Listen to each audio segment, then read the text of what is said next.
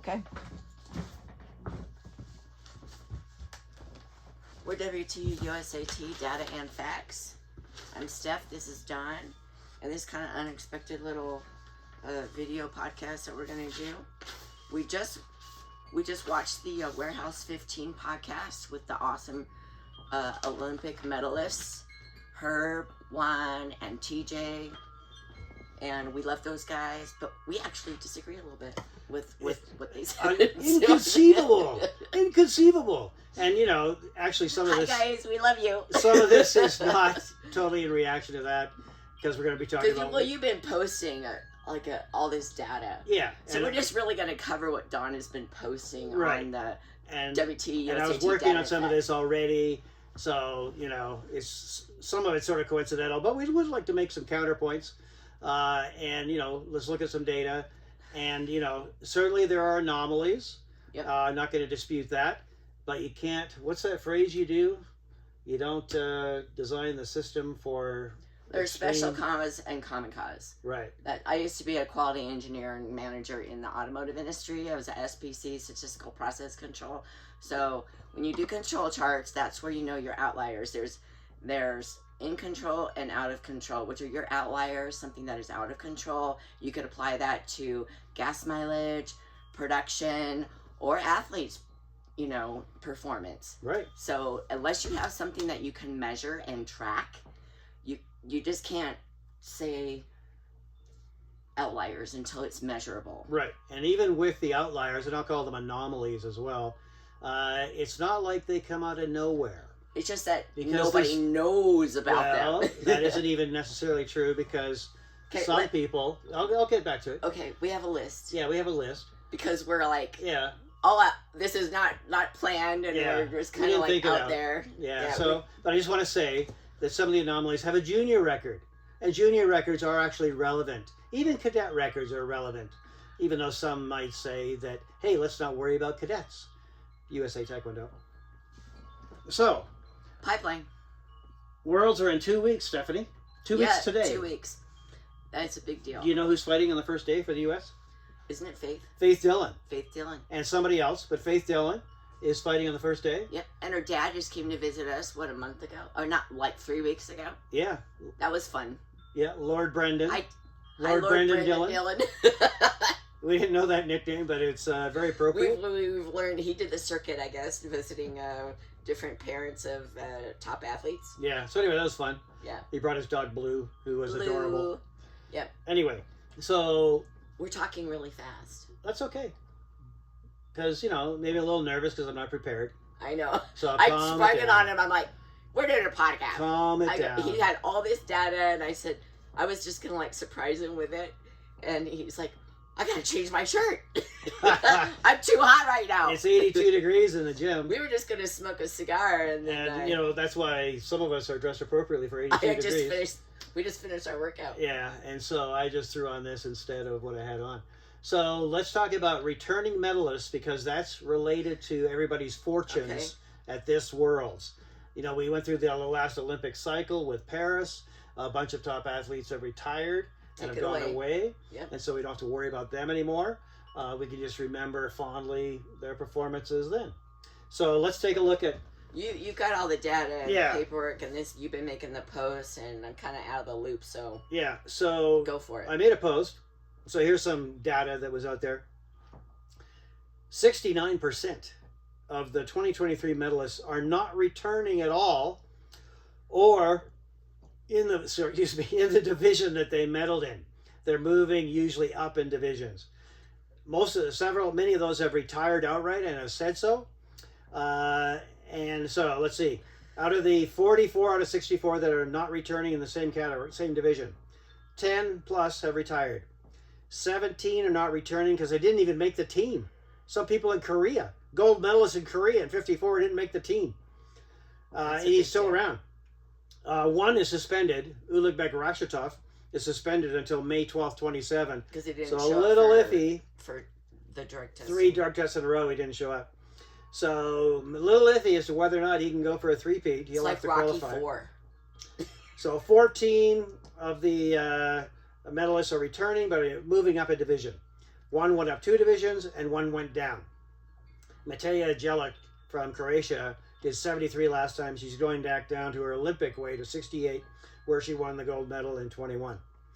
So that means there's opportunities in all kinds of divisions for new medalists. In fact, in F67, I think we're going to have a clean sweep of new medalists in Christina Ticho's I have to interrupt weight class. Yeah, go ahead. So one of the things that that we disagree with on the Warehouse 15, like I said, we love those guys, but just you can agree to disagree. But we just don't agree that Worlds is watered down. Oh, that's right. That was said. Yeah. So It was suggested. No, it was said, and Okay. they had a whole conversation about it, and we just don't agree with that. We think it's because of the new rules that, you know, the points reset every 2 years.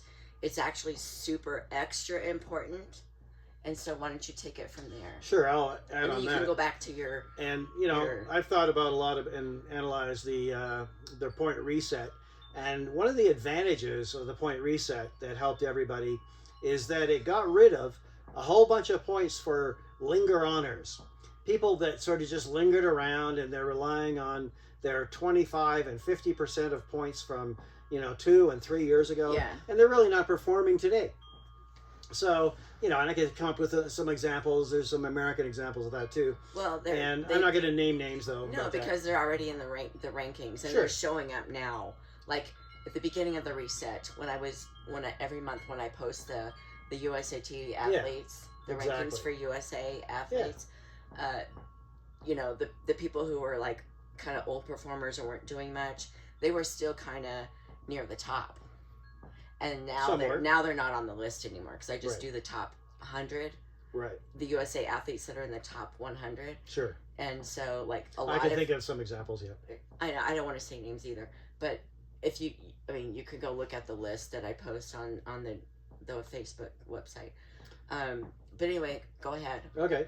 So we just talked about a whole bunch of returning medalists are not returning. So that's good for new people. And it's good to have turnover anyway. So let's get right into the do rankings matter. And so they Yes. do, and sometimes they don't. Most of the time they do. So let's talk about, first of all, most of For the time Worlds. they do. For World Championships. So I've got But some did you say data. why Worlds matter so much? Oh, this year? okay. We didn't talk about that. Well, I asked you, and I think Oh. you keep getting sidetracked because we're not, like, Oh, really okay. organized right now. Sure, because we didn't. So Think this Worlds up. matters, especially this year. Yes. We don't think it's watered down. What? Because Oh. Grand Right. Prix Cue next year, Dawn. when the So points reset your in 26. the Grand Prix next year, which are G6s, Are and major then the year-end G10. The first 3 G6s in June and probably August and September, you know, plus or minus. Starting in Rome, likely in June, is right after the point reset. So everybody's wondering, well, how do you get to go to the Grand Prix if they just zeroed out all the points? Well, they've already planned for that. The February, April, and June rankings get you the top 28 qualify in each one of those for the first 3 Grand Prix. So the February ranking gets you into Rome in June. The April one gets you into the second one. April 26th, right? It's the April ranking that comes out April 1st or April 3rd or whatever. In 26. Yeah, these are all 26. Okay, but Yeah, we're we're not talking gonna- about Worlds. Why Worlds matters. I know, I'm getting to that right now. Okay, Thank you. And so, I can keep you on track. yeah, and then the June one gets you into the third one. You get into the Grand Prix final by your ranking in November of 26. But we don't have to worry about that right now. So Worlds matters, and your points now matter because Seeding. because of the total points you get add up to your points you have in February, April, and June. So if you get, and they are not going to be diluted by 50% like Olympics already have been. They're going to be 100% value all the way through June next year. So if you win a gold medal, that's 140 points at Worlds. That's going to guarantee you get into the 3 Grand Prix. I can tell you right now. Well, it's in the rules. They The posted points that. get you in. Yes. Yeah. Even though they're going to go to 0 in June of 26. Sure. But they matter before June of 26. That's the point. For your seeding. Maybe it wasn't clear. Because it's not zeroed out until June of 26. So world points matter until June of 26. And that's where they're getting all their seeding from, is the worlds, which is a G14, grade 14. Yeah. And like you said, everything from January to June. Right. And remember, these are world rankings to get in, Olympic rankings to get into the Grand Prix. And you basically have to get into those if you want to get enough points to qualify for the Olympics in 28. Okay. I think we clarified that. We clarified that to death. Why worlds matters this year. It's the June rankings, because even though points zero out in June, the points zeroed out only show up in July. Correct. Okay, there you go. Hopefully that clears everything up, clear as mud. So do rankings matter? Well, let's take a look at a couple things. It's almost asking, like, do points matter? Because points are rankings. So I know, like, a lot of people try to say, oh, don't be a point chaser. Sure. So I got two ways of looking at the last Worlds in Baku in 2023. Looking at the medalists, and then also who won which matches in the round of 64, round of 32. Haven't even posted that yet. Which tournament was this? I just said that. Baku Worlds 2023. Okay. I was smoking. Okay. All right. So, and you've got basically your top 4 seeds, 1 to 4, and then the next 4, which takes you to 8, and then finally to the top 16. And of course, in these brackets, you're going to have more than 64 in a lot of these brackets. Some of the heavyweights are going to be down, like the female heavyweight's only going to be like 32, 33. So we'll look at the who wins which rounds as well. But at Baku, the top 16, seeded 16, won 70% of all medals. 70%. Doesn't sound like a lot, but it is, because we haven't even talked about the anomalies yet, and they're very significant anomalies. Also, 50% of the gold and silvers, half of all gold and silvers, were won by the top 4 seeds. So you want to win a gold, you're not in the top 4 seeds, you've got less chances. What percentage less do you have? What's the percentage? You were telling me earlier when we were working out. 50% of the gold and silvers are won by top 4.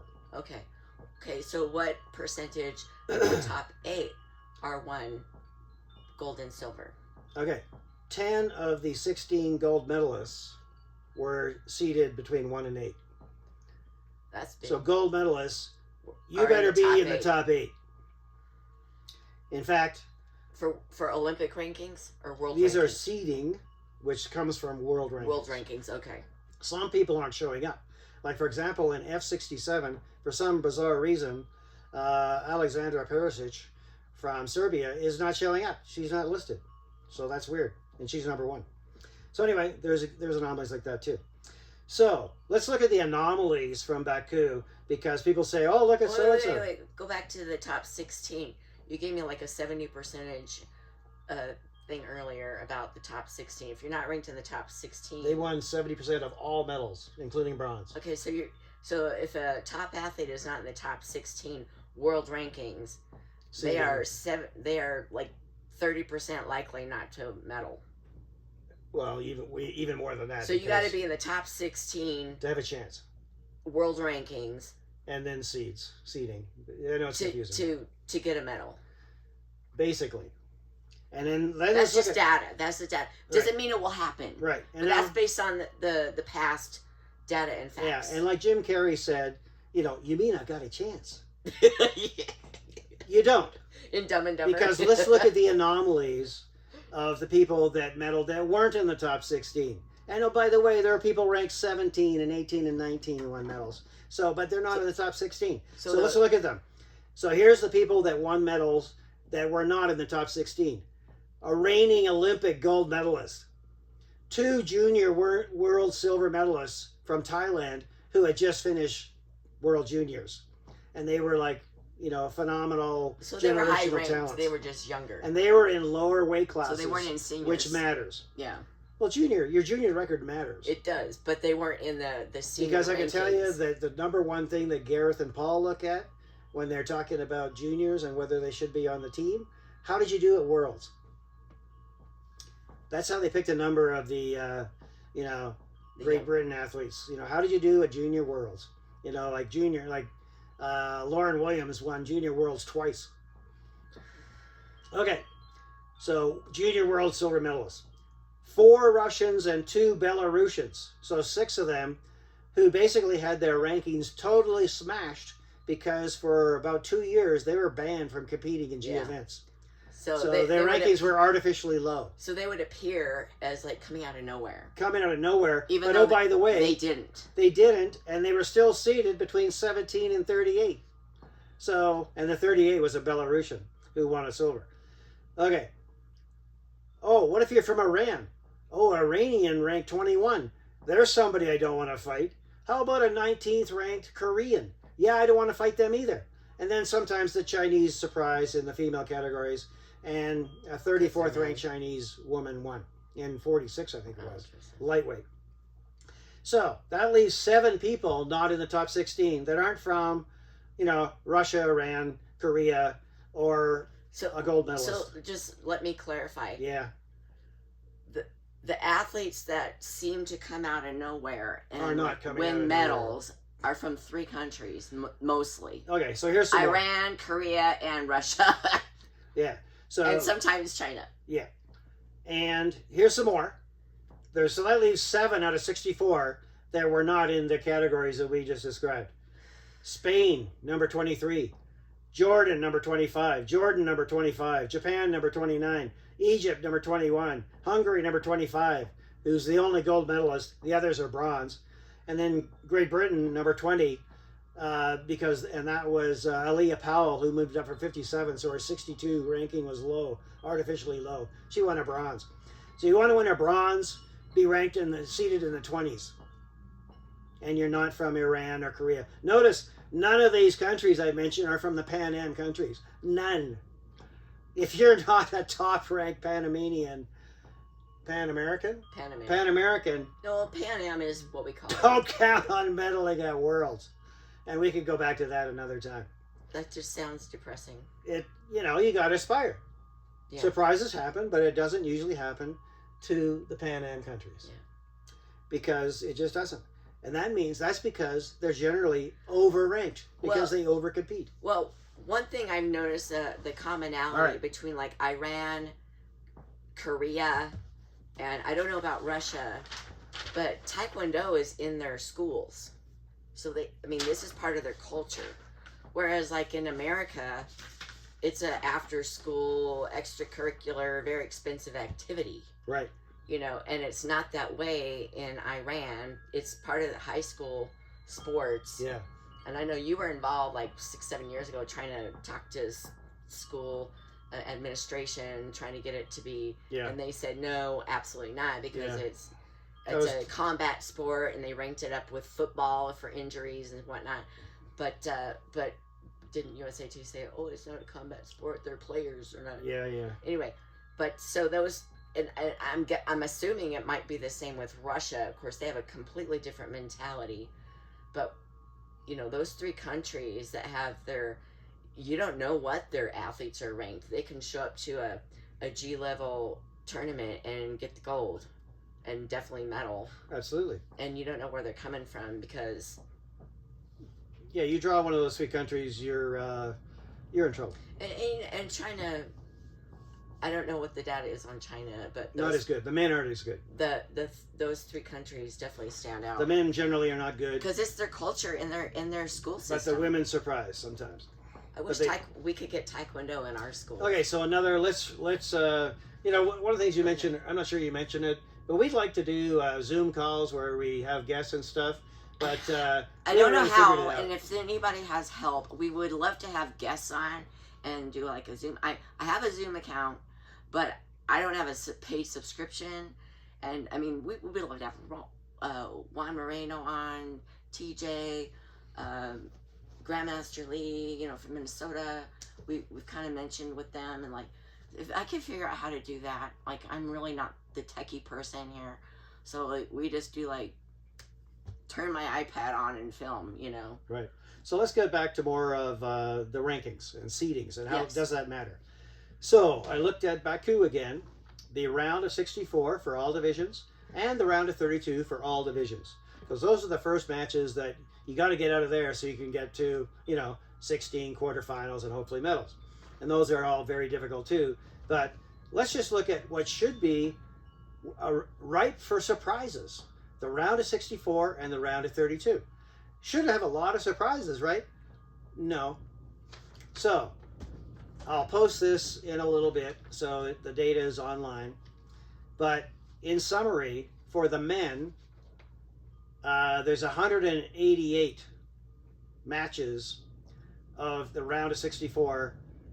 22% of the lower seed won. 1 out of 5. And it's almost the identical number for women. 115 round of 64s, because there's not as many women competitors. 27% the lower seed won. And I gotta say, these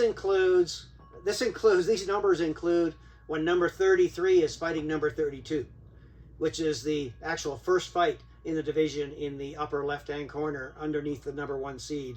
You'll see number 33 and number 32. So I've counted those. And surprisingly, even included these numbers, when the number 33 and number 32 seeded athletes fight at Baku, there were 15 matches, 11 times number 33 won. So that's weird. That's a weird thing, but it's because 33, 32. Do you really know which one's better? You don't. So that's an anomaly, a freak, where despite only 24% overall of the lower seed winning, they mostly did when 33 fought 32. But it's only 1 out of 5 or 1 out of 4 that the lower seed wins. And let's look at the next round, the round of 32. It gets a bit better. Basically 1/3, 34%, so 1/3 of the lower seeds win in the round of 32. So that's 1 out of 4. So you got a 1 out of 5 chance in the round of 64, 1 out of 3 in the round of 32. So those are not good odds, and it shows that the seeding and ranking, which comes from ranking, pretty much got it right. They matter. And this is including the anomalies where the Russians just, blowed everybody away, even if they weren't ranked. The Thai guy, Ban Lung Tum Ding Dang, unranked because he had no senior fights, wins the silver medal in his weight category. So the data shows that ranking and seeding matters, but there are still anomalies. There are anomalies, especially if you're from... Because certain countries don't have the rankings. Right. And they don't compete as often. Right.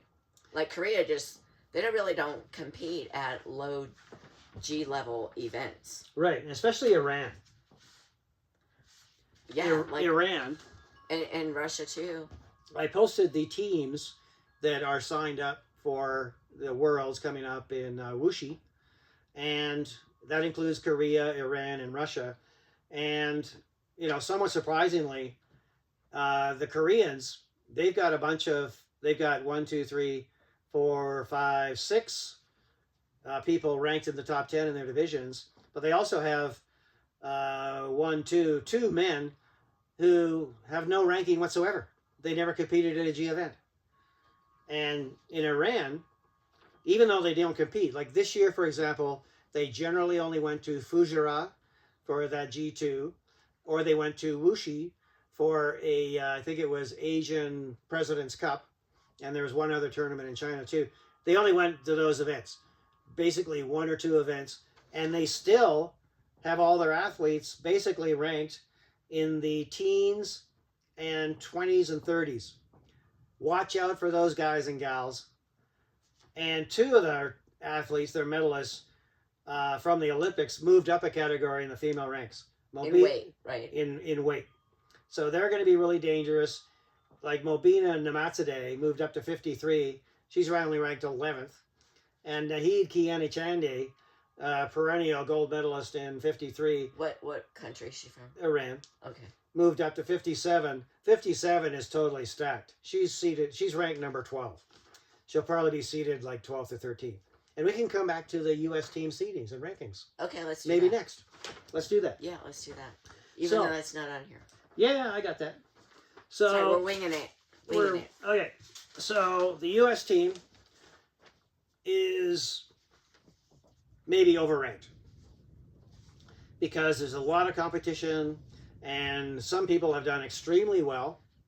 Like Jonathan Healy is ranked number one in the world. Number one in the world in 87. And we love Jonathan Healy, but if you saw his last effort at the President's Cup, no, it was the President's Cup. It was the. It was like, what happened to Jonathan? It He was was doing Muju. so good. He was moving quick. Lost his first fight. Did not look good. It was like, he must have been sick or something. Yeah. At number 2 in the world in their divisions, Victor Rodriguez is number 2, looking fantastic. Maybe that's appropriate. CJ Nicholas, definitely appropriate, number 2 in the world. I think he's Mr. Consistent. I think CJ is underranked at number 2. And then we got Michael Rodriguez at number 7. A little hit or miss early in the year, won a couple tournaments. Most recently lost his first fight. And then in the female categories, we've got 2 people ranked highly. We've got Christina Teachout, ranked number 8 in the world, and Faith Dillon, number 9. A lot of the rest are quite low ranked. Hannah Keck is number 16. She's third highest for the women. So I got a little, I actually drew up brackets. Oh, yeah. Get to that. Because you've been working on that all week. Yeah, I drew up brackets, So, even though there's a company out there that apparently Ranker. has done it. And you got to pay to see how they ranked everybody for Worlds. Yeah, I'm not going to pay you to see that. No, so Don's So I did it been myself. compiling everything. Yeah. And he's doing his own draw sheets Right. for Worlds Right. based on the rankings. And he's been a madman at the computer and scribbling. I'm like, what are you doing? Mostly scribbling. He's like, he's all scribbling on his board. Anyway, so go over that. Okay. So I haven't released the brackets because it's a pain in the ass on Excel to actually physically make the I think bracket. you just take pictures of your My messy sheets? yeah. I could do that. So let's talk about the top U.S. athletes rank and where they're likely to be seated, their projected seeding based on who is signed up. So this is assuming everybody makes weight and there's Right. no last second substitutions. You can substitute your athletes due to injury up until the 21st, 2 days before the start. You can substitute athletes. Oh, gee, which countries might do that? Yeah. And I'm not saying the U.S. should do that, but I can think of a couple divisions where that might work out well. Anyway, let's go through the top ranked people and where they're likely seated. The biggest mover is actually Michael Rodriguez in M68. He's world rank of 17, but he's projected to be number 11 seed, which is a pretty good place. Victor and CJ, of course, they're number 2. They're still number 2. Michael Rodriguez, the big Michael Rodriguez in 87, even though he's world ranked number 7, and here's where an interesting happens. He's actually going to be seated. He's ranked 7th. He's going to be seated 8th because China, as the host, automatically gets the number 4 seed in every division unless they're somehow ranked higher. And that's not happening. So China's number 4. That bumps Michael and everybody else down 1, so he's number 8. That puts him, in the same quadrant as number 1. Oh. Which isn't really great. Because I forget if that's Simone Alicio or Cifesa. I think it's Cifesa. Anyway. And This Jonathan Healy. Minus 87. Yeah, Right? minus 87. Jonathan Healy is number 1. So he'll stay number 1. And he's projected to win the gold. And if he medals at all, that'd be miraculously wonderful. Wonderful. Well, if he fights like he has in the past, he could do and it. not like at the last tournament, he could do it. Yeah, he could do Totally. it. Let's talk about the women. Faith, ranked number 9 in the world, is going to be seeded number 9 because the same thing about China at number 4. Christina is moving up. Yeah. from number 8 to number 5. She's a beast. Number 5. That puts her in the number 4 quadrant. Down, number 4 is China. So that might be an advantage. She's in the lower left quadrant where China is seated 4th. And the Chinese athlete, I think it's Ji Song. Let's take a look. China, not on that list. I didn't print it out. It's all right. I think it might be Ji Song, who's actually pretty good. And then in plus 73, our number 16th ranked heavyweight, Hannah Keck, she's number 16th ranked. And she's going to be number 13 seeded. She looks good. So a lot of positive development in the seedings. She's now in Texas, right? Yeah. When the actual brackets come out, of course, during the event, we'll make lots of commentary on how the brackets sort of shape up and who's in your quadrant. Because you got to get out of your quadrant to medal. Yeah.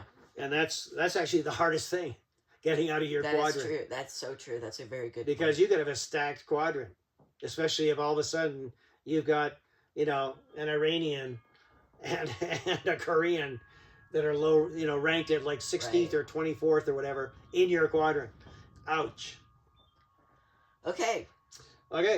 So we invite commentary. I'm going to be responding to other commentary that I've received online and elsewhere, and love it. We're not always right, but we try to rely on data and facts. That's exactly right. Yeah, and if anybody can help out with how to do a Zoom call longer than 2 minutes, I welcome the help. All right. Yeah. Good? All right. Hold that. I got to go turn it off. Oh, okay. All right. I'll continue Jones out. puffing.